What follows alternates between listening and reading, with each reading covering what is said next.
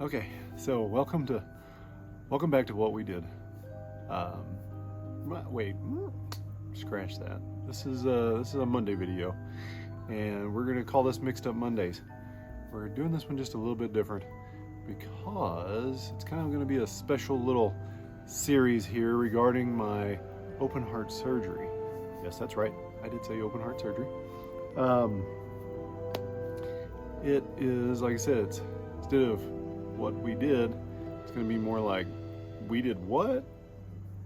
You did what? Anyway, hey, bear with me. What I'm going to do is I'm going to go through how I'm feeling, what I've been feeling, how my recovery is going after the open heart surgery. Also, I am not a medical professional. I'm not providing medical advice. This is just my recovery and what's been happening with me. So, and I wanted to share it with you so you all could get the benefits of it as well. And just maybe try to learn something, see what might happen if you're gonna have to have this in the future, which I hope you don't because it sucks. I ain't gonna lie, but if you need it, just like I did, mine was a birth defect. I had a bicuspid aortic valve. My valve finally was starting to give out and I needed to get it replaced. And so here 2 weeks ago, so this is 2 weeks after post-op here. So I did it on August 23rd. And so yeah, so now here we are 2 weeks later. I'm actually not doing too bad. I have ups and downs, but we'll get into all that here in a little bit. All right, so let's begin. Also, I want to let you know, this could contain some graphic footage.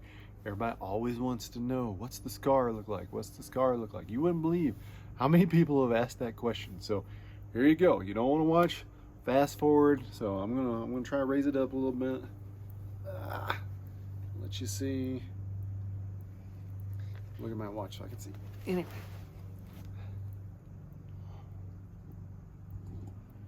This is what the scar looks like. And it's quite long. But anyway, it's there. There you go. I'm sure somebody's wondering, what does it feel like? So, first question I'm sure of is, well, which valve did you go with? The mechanical or the bovine? And so we actually chose the mechanical because I'm getting ready to turn 46 here in another week, and so just based on that, because at first I was leaning more towards the bovine, and I thought, oh my gosh, if this thing wears out, just because I am active, I like to ride a bike, stuff like that, it would wear out too fast, and I don't want to have to go through it again. Now that I've done it, I really don't want to have to go through it again. So hopefully the mechanical, even though I have to take Coumadin, warfarin, whatever you want to call it, for the rest of my life, basically, unless they, some of these other tests that they've got going on that maybe they can help this out. You still got to take a pill regardless which way. But so chose mechanical, and think that will hopefully last. And so far it's been doing fine. I've not had any issues with it for the last 2 weeks, so it's been a good thing. Let me take a look at my notes. So I had to have a lot of notes for this first one. Anyway, so first question, and I figure next question that I figure somebody might want to know is, what was it like right after surgery? Right after surgery, when I woke up, I had a tube in my throat that was helping me breathe still. My hands were strapped to the bed, so I couldn't reach up and grab those tubes. Pretty sure they didn't want me reaching up there and yanking those out. And it was a little bit tough because I wanted to talk or to say hi to my wife and, just what's going on, just coming out of this. And yeah, it hurt like hell, actually. So yeah, it hurt like hell. Everything was just like sore. I mean, think about it. That thing's just been spread open, arms are up, or whichever position they're in. And so yeah, it was a little bit tough, but just remain calm. Everything was fine. I got to the point, and it didn't take too long right after I'd awakened to where they were able to get the tube out. And surprisingly, my throat wasn't that scratchy at all. So it wasn't too bad. And let's see, what's the next question? So more to go along with what was it like right after? Well, back up just a little bit. It was like going. I'll see if I've got a picture or anything that I can kind of overlay here, wherever. Anyway, it was more, like I said, going back pre-operation was getting everything in. So it was, I had an IV in this arm. I had another IV that was a little bit further down in the arm. I had an IV big thing that was stuck in my neck that was a direct connection, so it was the fastest way to get to the heart. So for different pain meds and taking stuff, and it was actually, it was a great way to do it for when it was time to get some pain meds. So you had those two, one in the neck. I don't know that you saw in the picture a minute ago, but 3 holes for drainage tubes there inside of you. So you had all that. What else was there? I think that was everything that was, well, no, you had a catheter, that was put in. Well, that was after I was put asleep. Okay, so back now to, waking up in the ICU. The next steps part of it was very interesting because it didn't take too long. For me, it didn't feel like it was too long. Remember, I'm getting ready to be 46. So, if your age is, going to be older than that, the recovery time, it's probably going to be a little bit more dramatic, a little bit harder on some of these things. And still, trust me, don't get me wrong, I'm having a great day today at the moment. So I've had some bad ones. So don't take this, and I'm trying not to sugarcoat it as much as possible. But anyway, so you're in ICU, and then all of a sudden it's like, hey, shortly after that, I got to where I could get something to drink. I think I got some ice chips, some stuff like that I could to eat. And then they wanted you out of bed. I'm like, oh man, because one, I was taking up an ICU. Unfortunately, I needed it. I needed this because what's going on in the world right now, that if I get affected by that, it could have been worse. But then, it was just like 6 1 half a dozen. So I needed to do what was right to get out of the ICU so I could open up beds for other folks who might need them. So when they said, hey, we need you to get out of bed, it was really, you had to learn how to get out of bed. And actually you had to have help. You couldn't do it right at first. I couldn't do it for the first probably day or two. It was very difficult actually to get out of bed because you've been cut open, and so you're having to hold onto this pillow and swing around, get out of bed, get your feet. But once you did, they wanted me just to go over to this chair and sit in this chair. They actually scooted it closer, and I told them no, I move it further away, because if they baby you, you're not going to get stronger. So you got to do, you just got to try to make your goals, push a little bit. I'm talking a little bit, not a lot, just a little bit, like that. I'm like, just scoot the chair another couple feet away, and then make me go over to it. And so when I did that, and it was fine. It really wasn't that big of a deal. Like I said, and there was nothing connected to me while I was there in bed.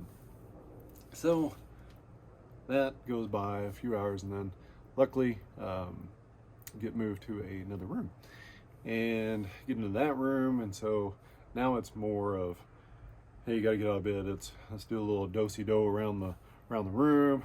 Let's take a little walk out in the hallway a little bit. To then it's, hey, can you walk down, maybe do a little circle of the units. And then from that circle got a little bit bigger, and got a little bigger, and then occasionally it would be like, hey, instead of 1 lap, let's do 2 laps. So, total time, I had surgery on Monday, August 23rd, and then was released on Saturday, whatever that was, Jesus, the 28th, I guess. 6 days later, 29th.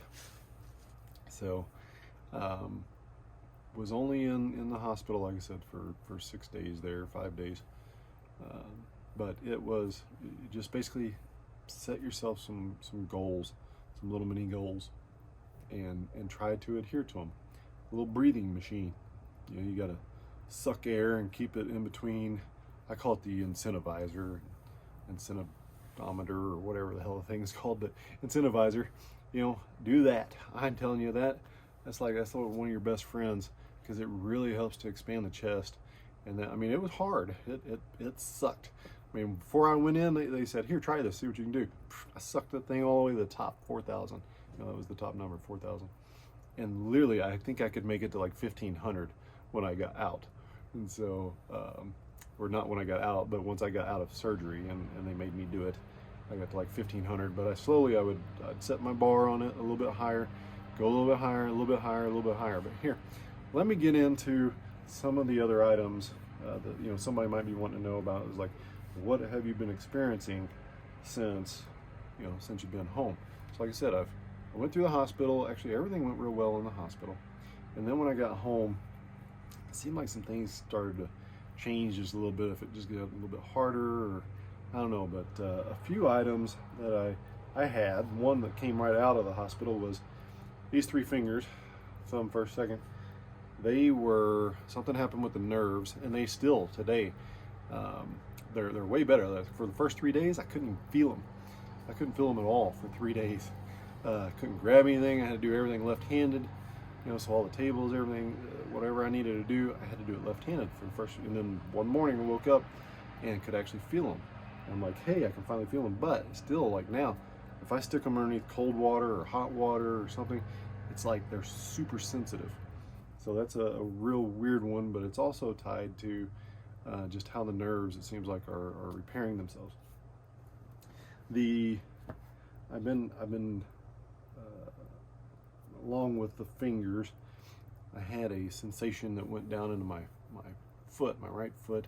Basically went numb one day. All of a sudden it was my right foot. My teeth and my tongue went numb. I had this awful taste in the back of my throat. It was just, I don't even know, it was like eating dirt, I guess is the best way I can explain it. It was horrible. I don't know what it was, but, and then my eyes, like one eye would not line up with the other eye. And so we immediately call the doctor. We're like, hey, what's going on here? And so they're like, no, it's just the nerves. They're still like, they're sending signals, testing things.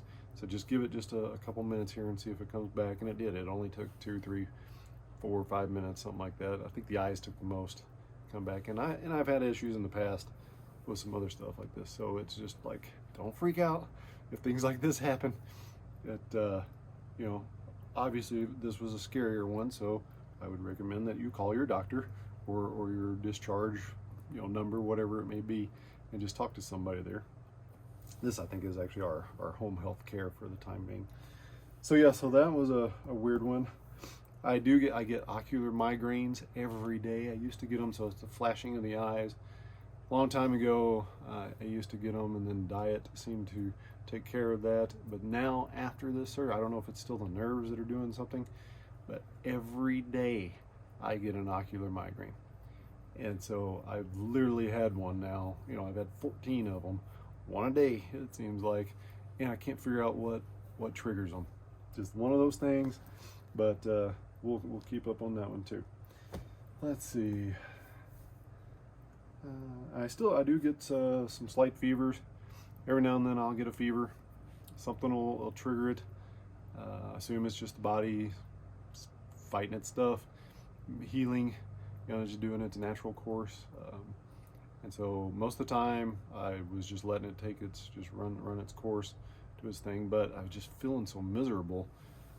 It was just, I'd be chills, get the chills, and it's not high. I'm talking 99.5, somewhere in that neighborhood. Occasionally I get up to 100, but it's just enough that it pisses you off, and you just don't feel good at all. I mean, you already don't feel good, and so yeah, you get those, but it just happens. So far, that's everything that has really happened over the last couple weeks. I do take short walks. That's a big item too. Do your walks, do your breathing, do your walks. Just check your blood pressures, do all that. Just make sure everything where it needs to be, and you'll be headed down the path of success. So for now, we're gonna call this one good, and then my plan is we'll do this on next Monday. I'll see if I can't shoot an update just to say, because I've got a doctor's appointment coming up tomorrow. We'll see what they say there. Hopefully I can get some stuff off, maybe get some stitches out. Oh, I know, I completely forgot a whole section, I didn't even write it down, was in the hospital after you've made it so far, and all of a sudden it's time to get a catheter out or something like that. And I know that this is like, you got this thing stuck inside of you. And so the nurses, she's like, okay, just take a breath in, and when you breathe out, I'm gonna pull it out. And I mean, you can only imagine what's going through your mind. Between that, the catheter was better than pulling out the drainage tubes. And I think my wife said the drainage tubes were literally like a foot long that are up inside you. And so and it was the same thing. You're like, all right, we're gonna take a couple deep breaths and pull them out. And it feels like they're pulling your intestines out. It's like, oh my God.